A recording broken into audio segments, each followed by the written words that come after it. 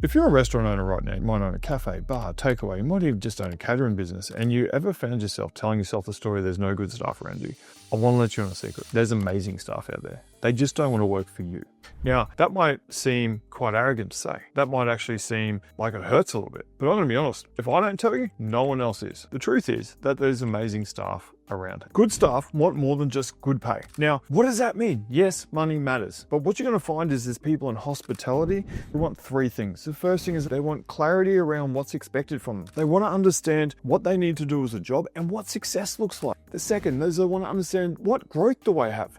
What am I going to learn? How am I going to benefit from this job? The third thing is culture. No one wants to work for a shitty business that is full of stressed out, angry people who bitch, piss and moan every single day. Now, that might offend you, but if your business is like that, why do you think great staff want to work there? You've walked into restaurants, cafes, bars where the places are buzzing, and it's buzzing because the team are buzzing, and that becomes from the culture. So you can just say, we can make comments like, oh, we're just like a family here. But the thing is that we need to show what makes your place so special. And if we don't show that and people don't understand that, and we're not putting that inside of our job ad, we're not going to move forward the way you want to. And I want you to think about this. If someone's been in hospitality now, say for 5 years, they've seen messy businesses, they've seen cultures that are terrible, they've seen the chefs that haven't done the right thing. They've worked for the owners who have ripped them off. And right now, a lot of people are looking for leadership. They're looking for someone who is there to lead, someone who is looking after them, and someone to inspire them to be a better person. We want to talk about your brand as an employer.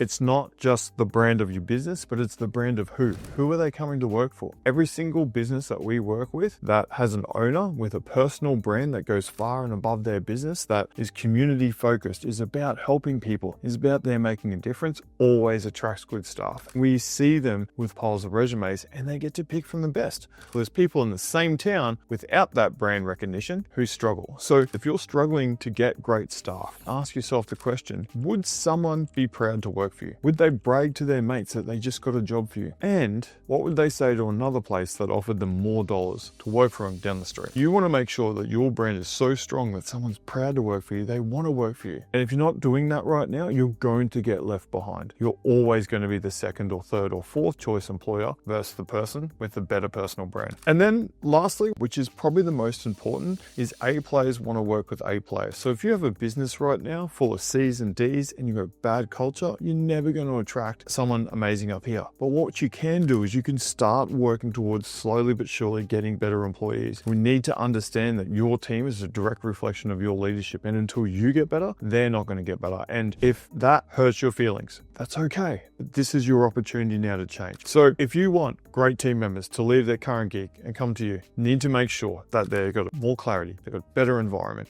and that they're proud to work for you as a person. So just know that if you're sitting there saying that there's no great people or people don't want to work anymore, that's your story, and you're the reason why no great staff are coming to your business and working for you.